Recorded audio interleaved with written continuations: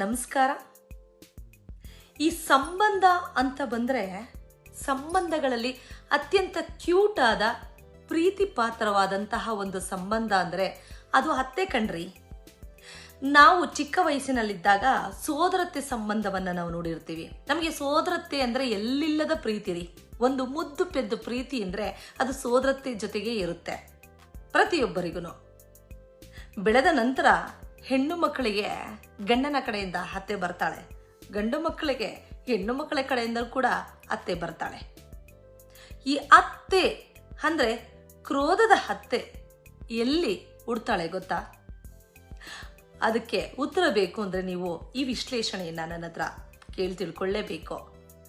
ಸಾಮಾನ್ಯವಾಗಿ ಒಂದು ಹೆಣ್ಣು ಮಗಳು ಮದುವೆ ಆಗಿ ಬೇರೆಯವರ ಮನೆಗೆ ಹೋಗ್ತಾಳೆ, ಅಲ್ಲಿ ಒಂದು ಮಗುವಿಗೆ ಜನ್ಮವನ್ನು ಕೊಡ್ತಾಳೆ, ಅದರಲ್ಲೂ ಒಂದು ಗಂಡು ಮಗುವಿಗೆ ಜನ್ಮವನ್ನು ಕೊಡ್ತಾಳೆ ಅಂತಂದರೆ ಆಕೆಗೆ ಎಲ್ಲೂ ಇಲ್ಲದ ಸಂತೋಷ ಸಂಭ್ರಮ ಸಿಕ್ಕಿಬಿಡುತ್ತೆ.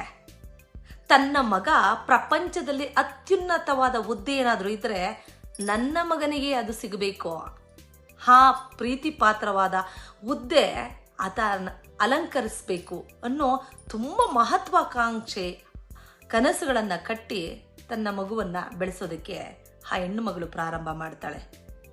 ಯಾಕೆಂದರೆ ಗಂಡು ಮಗು ವಂಶೋದ್ಧಾರಕ ಅನ್ನೋ ಪರಿಕಲ್ಪನೆಯಲ್ಲಿ ಸಾಮಾನ್ಯವಾಗಿ ಎಲ್ಲ ಹಿಂದೂ ಹೆಣ್ಣು ಮಕ್ಕಳು ಇರ್ತೀವಿ. ನಮ್ಮ ಈ ಕಲ್ಪನೆಯಲ್ಲಿ ಹೆಣ್ಣು ಮಗಳು ಅತ್ಯಂತ ಪ್ರೀತಿಯಿಂದ ಆ ಮಗುವನ್ನು ಬೆಳೆಸೋದಕ್ಕೆ ಪ್ರಾರಂಭ ಮಾಡ್ತಾಳೆ.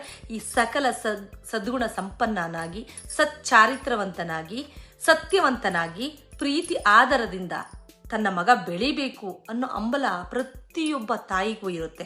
ಹಾಗಾಗಿ ಸಕಲ ಸದ್ಗುಣಗಳನ್ನು ಆತನಿಗೆ ದಾರಿ ಎರೆದು ಪ್ರೀತಿಯಿಂದ ಮಗನನ್ನ ತಾಯಿ ಬೆಳೆಸ್ತಾಳೆ.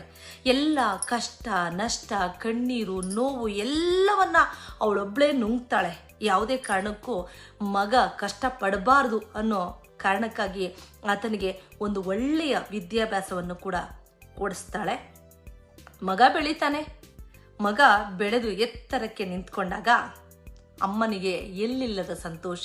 ಒಂದು ಒಳ್ಳೆಯ ಹುದ್ದೆ ಅಲಂಕಾರವನ್ನು ಮಾಡಿರ್ತಾನೆ, ಮನೆಗೆ ದುಡಿಯುವ ವ್ಯಕ್ತಿಯಾಗಿರ್ತಾನೆ, ಪ್ರೀತಿ ಪಾತ್ರ ಮಗನಾಗಿ ಬೆಳೆದಿರ್ತಾನೆ, ಸಕಲ ಸದ್ಗುಣ ಸಂಪನ್ನ ನಮ್ಮ ಮಗ ಆಗಿರ್ತಾನೆ.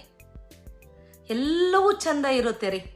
ಆಗ ಅಮ್ಮನಿಗೆ ಅನಿಸುತ್ತೆ, ನನ್ನ ಮಗ ಇಷ್ಟು ಎತ್ತರಕ್ಕೆ ಬೆಳೆದಿದ್ದಾನೆ, ಆತನಿಗೆ ಈ ನನ್ನ ಪ್ರೀತಿ ಸಾಕಾಗೋದಿಲ್ಲ, ಆತನಿಗೆ ಮತ್ತಷ್ಟು ಪ್ರೀತಿ ಬೇಕು, ಮಗದಷ್ಟು ಪ್ರೀತಿ ಬೇಕು, ಅದನ್ನು ಕೊಡೋದಕ್ಕೆ ನನ್ನಿಂದ ಸಾಧ್ಯ ಇಲ್ಲ, ಆತನಿಗೆ ಒಬ್ಬ ಸಂಗಾತಿ ಬೇಕು ಅಂತ ಅಮ್ಮನೇ ಯೋಚನೆ ಮಾಡ್ತಾಳೆ. ಹಾಗಾಗಿ ಮಗ ಮದುವೆ ಯಾವಾಗ ಮಾಡ್ಕೋತೀಯಪ್ಪ ಅಂತ ಕೇಳ್ತಾಳೆ. ತಾನು ಹುಡುಕಿ ಆರಿಸಿ ಅತ್ಯಂತ ಸುರದ್ರೂಪಿಯಾದ ಹೆಣ್ಣು ಮಗಳನ್ನ ಮನೆಗೆ ಸೊಸೆಯಾಗಿ ತಗೊಂಡು ಬರ್ತಾಳೆ. ಮಗ ಕೂಡ ಅಮ್ಮನ ಮಾತನ್ನ ಮೀರಿದ ಹಾಗೆ ತಾಲಿಯನ್ನ ಕಟ್ಟಿ ಒಂದು ಹೆಂಡತಿಯನ್ನ ಕರ್ಕೊಂಡು ಮನೆಗೆ ಬಂದೇ ಬಿಡ್ತಾನೆ. ಆಗ ಅಮ್ಮ ಮಕ್ಕಳಿಗೆ ಅರಸ್ತಾಳೆ, ನೀನು ಸೊಸೆಯಲ್ಲ, ನನ್ನ ಮಗಳಿದ್ದಾಗೆ, ನನ್ನ ಕೈಲಿ ನನ್ನ ಮಗನಿಗೆ ಯಾವ ಸುಖವನ್ನು ಕೊಡೋದಕ್ಕೆ ಆಗಿಲ್ಲ, ನನ್ನ ಮಗನನ್ನು ನಾನು ಮುಂದೆ ಆರೈಕೆ ಮಾಡೋದಕ್ಕೆ ಆಗೋದಿಲ್ಲ, ಯಾಕೆಂದರೆ ನನಗೆ ವಯಸ್ಸಾಗ್ತಾ ಬರ್ತಾ ಇದೆ, ನನ್ನ ಮಗನ ಎಲ್ಲ ಜವಾಬ್ದಾರಿಯನ್ನು ನೀನು ಹೊತ್ಕೋಬೇಕು, ನನಗಿಂತಲೂ ಚೆನ್ನಾಗಿ ನೀನು ನನ್ನ ಮಗನನ್ನು ನೋಡ್ಕೋಬೇಕು ಅಂತ ಆಕೆಯಿಂದ ಮಾತನ್ನು ಕೂಡ ತಗೋತಾಳೆ. ಎಲ್ಲವನ್ನ ಮಗನ ಎಲ್ಲ ಜವಾಬ್ದಾರಿಯನ್ನು ನೀನು ನಿರ್ವಹಿಸಮ್ಮ ಅಂತ ಹೇಳಿ ಸೊಸೆಗೆ ಹೇಳಿ ತನ್ನ ಜವಾಬ್ದಾರಿಯನ್ನು ಕಡಿಮೆ ಮಾಡ್ಕೋಬೇಕು ಅಂತ ಹೊರಟು ಬಿಡ್ತಾಳೆ ಆ ಹೆಣ್ಣು ಮಗಳು ತಾಯಿ. ನೋಡಿ, ಯಾವಾಗ ತನ್ನ ಮಗ ಸಕಲ ಸದ್ಗುಣ ಸಂಪನ್ನನಾಗಿದ್ದವನು ಹೆಂಡತಿಯನ್ನು ತುಂಬ ಚೆನ್ನಾಗಿ ನೋಡ್ಕೋತಾನೆ. ಹಾಗಾಗಿ ಅಮ್ಮನ ಆಜ್ಞೆಯಂತೆ ಹೆಂಡತಿಯನ್ನು ಪ್ರೀತಿಯಿಂದ ನೋಡ್ಕೊಳ್ಳೋಕ್ಕೆ ಪ್ರಾರಂಭ ಯಾವಾಗ ಮಾಡ್ತಾನೆ ಆಗ ಅಮ್ಮನಿಗೆ ಭಯ ಸ್ಟಾರ್ಟ್ ಆಗ್ಬಿಡುತ್ತೆ. ಎಲ್ಲಿ ನನ್ನ ಮಗ ತನ್ನ ಹೆಂಡತಿಯ ಮೋಹಪಾಶದಲ್ಲಿ ಸಿಲುಕಿ ಬಿಡ್ತಾನೆ, ಆಕೆಯ ಪ್ರೀತಿ ಹೆಚ್ಚಾದಂತೆ ನನ್ನನ್ನು ಎಲ್ಲ ಮರೆತು ಬಿಡ್ತಾನೆ, ನನ್ನ ಬಗ್ಗೆ ಯಾವಾಗ ಅವನಿಗೆ ನೆಗ್ಲೆಕ್ಟ್ ಭಾವನೆ ಬಂದ್ಬಿಡುತ್ತೆ ಅನ್ನೋ ಭಯ, ಕನ್ಫ್ಯೂಷನ್ ಎಲ್ಲ ಆಕೆಯ ಮನಸ್ಸಿನಲ್ಲಿ ಬಂದುಬಿಡುತ್ತೆ. ಈ ಕೆಟ್ಟ ಆಲೋಚನೆಗಳೇ ಕಣ್ರಿ ಒಂದು ಹೆಣ್ಣು ಮಗಳನ್ನು ಅತ್ತೆಯಾಗಿ ಪರಿಣಾಮಕಾರಿಯಾಗಿ ಮಾಡೋದು. ಇಲ್ಲಿ ನಾವೊಂದು ಅರ್ಥ ಮಾಡ್ಕೋಬೇಕು. ಆಕೆ ಅತ್ತೆಯಾಗಿ ಯಾವಾಗ ಬದಲಾಗ್ತಾಳೆ ಅಂದರೆ ತನ್ನ ಮಗ ಎಲ್ಲಿ ಸೊಸೆಯನ್ನು ಪ್ರೀತಿ ಮಾಡೋದಕ್ಕೆ ಪ್ರಾರಂಭ ಮಾಡ್ತಾನೆ, ಗಿಫ್ಟ್ಗಳನ್ನು ತಂದುಕೊಡೋಕ್ಕೆ ಪ್ರಾರಂಭ ಮಾಡ್ತಾನೆ. ಆಕೆ ನಮ್ಮ ಮನೆಯನ್ನು ಬೆಳಗುವಂಥ ಅತಿಥಿ, ನನ್ನ ಮಗುವಿಗೆ ಜನ್ಮವನ್ನು ಕೊಡುವಂತಹ ಭಾಳ ಸಂಗಾತಿ ಅಂತ ಪ್ರೀತಿಯಿಂದ ಅಮ್ಮನಿಗೆ ಖುಷಿ ಆಗುತ್ತೆ ನಾನು ಹೆಂಡತಿಯನ್ನು ಚೆನ್ನಾಗಿ ನೋಡಿಕೊಂಡ್ರೆ ಅನ್ನೋ ಭ್ರಮೆಯಲ್ಲಿ ಆತ ಹೆಂಡತಿನ ಪ್ರೀತಿ ಮಾಡೋದಕ್ಕೆ ಪ್ರಾರಂಭ ಮಾಡ್ತಾನೆ. ಆದರೆ ಅಮ್ಮನಿಗೆ ಒಳೊಳಗೆ ಬಂದುಬಿಡುತ್ತೆ ಜಲಸ್, ಅಸೂಯೆ.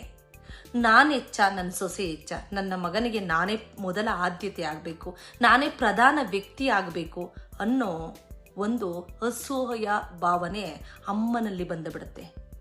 ಆಗ ಅಮ್ಮ ಅತ್ತೆಯಾಗಿ ಬದಲಾಗ್ಬಿಡ್ತಾಳೆ.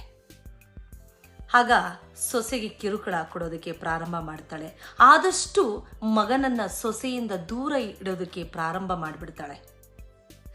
ಮಗನ ಸ್ವಾತಂತ್ರ್ಯವನ್ನು ಕಿತ್ಕೊಳ್ಳೋದಕ್ಕೆ ಪ್ರಾರಂಭ ಮಾಡ್ತಾಳೆ.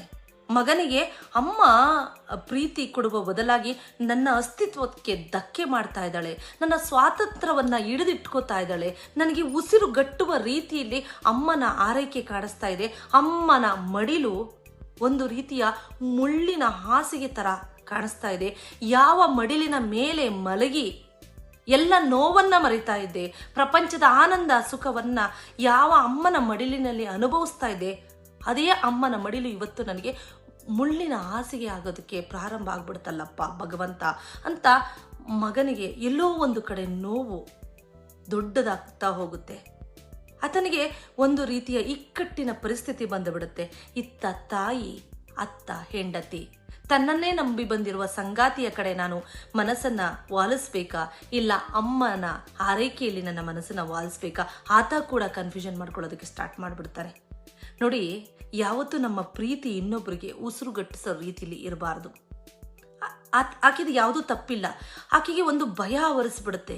ಎಲ್ಲಿ ನನ್ನ ಮಗ ನನ್ನ ಹಿಡಿತದಿಂದ ಜಾರಿ ಹೋಗ್ತಾನೆ, ಎಲ್ಲಿ ನನ್ನ ಆರೈಕೆ ಮಾಡೋದಿಲ್ಲ, ಎಲ್ಲಿ ನನ್ನ ಪ್ರೀತಿ ಮಾಡೋದಿಲ್ಲ, ಎಲ್ಲಿ ನನ್ನನ್ನು ನೆಗ್ಲೆಕ್ಟ್ ಮಾಡಿಬಿಡ್ತಾನೆ ಅನ್ನೋ ಭಯ, ಆತಂಕ ಆಕೆಯಲ್ಲಿ ಯಾವಾಗ ಬಲವಾಗಿ ಬೇರೂರುತ್ತೋ ಆಗ ತಾಯಿ ಆದವಳು ಅತ್ತೆ ಆಗೋದಕ್ಕೆ ಪ್ರಾರಂಭ ಮಾಡಿಬಿಡ್ತಾಳೆ. ಇಲ್ಲಿ ಸೂಕ್ಷ್ಮವಾಗಿ ನಮ್ಮ ಎಲ್ಲ ಗಂಡು ಮಕ್ಕಳು ಅರ್ಥ ಮಾಡ್ಕೋಬೇಕಾಗಿರೋದು ಒಂದೇ, ನೀವು ಮದುವೆಯಾದ ನಂತರ ಅಮ್ಮನಿಗೆ ಒಂದು ಬಲವಾದ ಭರವಸೆಯನ್ನು ಕೊಡಬೇಕು. ಅಮ್ಮ, ನೀನು ಮಮತೆಯ ಮಡಿಲು, ನನಗೆ ನೀನು ತಾಯಿಯಾದ ನಂತರವೇ ನನಗೆ ಹೆಂಡತಿ ಬರೋದು, ನನ್ನ ಮೊದಲೇ ಆದ್ಯತೆ ಯಾವತ್ತಿದ್ರೂ ನಿಂದೇ ಅಮ್ಮ. ನಿನ್ನ ಕರುಣೆ, ನಿನ್ನ ವಾತ್ಸಲ್ಯ, ನಿನ್ನ ಪ್ರೀತಿನೇ ಬೇರೆ, ನನ್ನ ಮಡದಿಯ ಪ್ರೇಮ ಬೇರೆ, ಎರಡು ಒಂದೇ ಅಲ್ಲ ಅಮ್ಮ ಅನ್ನೋದನ್ನ ಮಗನಾದವನು ಮನವರಿಕೆ ಮಾಡಿಕೊಡ್ಬೇಕಾಗುತ್ತೆ. ಇತ್ತ ಹೆಂಡತಿಯ ಕಡೆನೂ ಅತಿಯಾಗಿ ವ್ಯಾಮೋಹವನ್ನು ತೋರಿಸಬಾರ್ದು, ಅಮ್ಮನ ಕಡೆಯೂ ಅತಿಯಾದ ವ್ಯಾಮೋಹವನ್ನು ತೋರ್ಸಕ್ಕೆ ಹೋಗ್ಬಾರ್ದು. ಆತ ಸಮತೋಲನವನ್ನು ಕಾಯ್ದುಕೊಳ್ಬೇಕಾಗುತ್ತೆ. ಅಮ್ಮನಿಗೆ ಯಾವಾಗ ಯಾವ ಗಂಡು ಮಕ್ಕಳು ಕರೆಕ್ಟಾಗಿ ಮನವರಿಕೆ ಮಾಡಿಕೊಡ್ತಾರೆ, ಅಮ್ಮ ನೀನು ನನ್ನ ಪ್ರೀತಿಯ ರೂಪ, ನನ್ನನ್ನು ಜಗತ್ತಿಗೆ ಪರಿಚಯಿಸಿಕೊಟ್ಟಂತಹ ದೇವತೆ ನೀನು, ಆಕೆ ನನ್ನ ಸಂಗಾತಿ, ಪ್ರೀತಿಗೂ ಪ್ರೇಮಕ್ಕೂ ಮಮತೆಗೂ ವ್ಯತ್ಯಾಸ ಇದೆ ಅಮ್ಮ, ಅದನ್ನು ಅರ್ಥ ಮಾಡ್ಕೋ, ನಿನಗೆ ಯಾವತ್ತೂ ನಾನು ತೊಂದರೆ ಕೊಡೋದಿಲ್ಲ ಮತ್ತು ನಾನು ಯಾವತ್ತೂ ನಿನ್ನಿಂದ ದೂರ ಆಗೋದಿಲ್ಲ ಅಂತ ಯಾವಾಗ ಭರವಸೆಯನ್ನು ಕೊಡ್ತಾನೆ. ಸೊಸೆಯಾದವಳು ಕೂಡ ಅಷ್ಟೇ, ನಿಮ್ಮ ಮಗನಿಗೆ ನಾನು ಪ್ರೇಮ ಸ್ವರೂಪಿಯಾಗಿ ಬಂದಿದ್ದೀನಿ, ಯಾವತ್ತಿದ್ರೂ ಮಮತೆಯ ಮಡಿಲು ನಿಮ್ಮದೇ, ನನ್ನದು ಪ್ರೀತಿಯ ಮಡಿಲು ಅಂತ ಆಕೆ ಡಿಫ್ರೆನ್ಸನ್ನು ತೋರಿಸ್ಕೊಡ್ತಾಳೆ ಒಂದು ಹೆಣ್ಣು ಮಗಳಿಗೆ. ಆಗ ಆಕೆಯ ರೋಷಾಗ್ನಿ ಜ್ವಾಲೆ ಯಾವಾಗ ಕಡಿಮೆ ಆಗ್ತಾ ಹೋಗುತ್ತೆ ಆಗ ತಾಯಿಯ ಸ್ವರೂಪ ಚಿಗುರೋದಕ್ಕೆ ಪ್ರಾರಂಭ ಆಗ್ಬಿಡುತ್ತೆ. ಅಷ್ಟೇ ರೀ, ನೀವು ಒಂದು ಹೆಣ್ಣು ಮಗಳನ್ನು ತಾಯಿಯ ರೂಪದಲ್ಲಿ ನೋಡೋಕ್ಕೆ ಇಷ್ಟಪಡ್ತಿರೋ, ಇಲ್ಲ ರೋಷಾಗ್ನಿ ದ್ವೇಷ ತುಂಬಿರುವ ಅತ್ತೆಯನ್ನು ಮಾಡ್ಕೋತಿರೋ, ನಿಮ್ಮ ಕೈಲಿದೆ, ಸೊಸೆಯ ಕೈಲಿದೆ. ಅದರಲ್ಲೂ ಹೆಚ್ಚಿನ ಜವಾಬ್ದಾರಿ ಮಗನ ಕೈಲಿರುತ್ತೆ. ಹಾಗಾಗಿ ಸ್ವಲ್ಪ ಒಂದು ಸೈಕಾಲಜಿ ಫ್ಯಾಕ್ಟ್ನ ಅರ್ಥ ಮಾಡಿಕೊಳ್ಳಿ ಎಲ್ಲ ಗಂಡು ಮಕ್ಕಳು. ಅಮ್ಮನಿಗೆ ಯಾವ ರೀತಿ ಪ್ರೀತಿಯನ್ನು ಕೊಡಬೇಕು, ಯಾವ ರೀತಿಯ ಭರವಸೆಯನ್ನು ಕೊಡಬೇಕು, ಅದನ್ನು ನೀವು ಚೆನ್ನಾಗಿ ಅರ್ಥ ಮಾಡಿಕೊಂಡು ಭರವಸೆ ಕೊಟ್ಟಿದ್ದೇ ಆದರೆ ಅಮ್ಮ ಕೊನೆಯವರೆಗೂ ನಿಮಗೂ ನಿಮ್ಮ ಹೆಂಡತಿಗೂ ಅಮ್ಮನಾಗಿಯೇ ಉಳಿದು ಬಿಡ್ತಾಳೆ. ಆಕೆ ಎಂದಿಗೂ ಅತ್ತೆ ಆಗೋದಿಲ್ಲ. ಅತ್ತೆ ಆಗೋದಕ್ಕೂ ಕೂಡ ನೀವು ಬಿಡಬೇಡಿ. ಏನಂತೀರಾ? ನಿಮಗೆ ವಿಷಯದ ವಿಶ್ಲೇಷಣೆ ಇಷ್ಟ ಆಗಿದರೆ ಸಬ್ಸ್ಕ್ರೈಬ್ ಮಾಡೋದನ್ನ ಮರಿಬೇಡಿ, ಶೇರ್ ಮಾಡಿ, ಲೈಕ್ ಮಾಡಿ. ನಮಸ್ಕಾರ.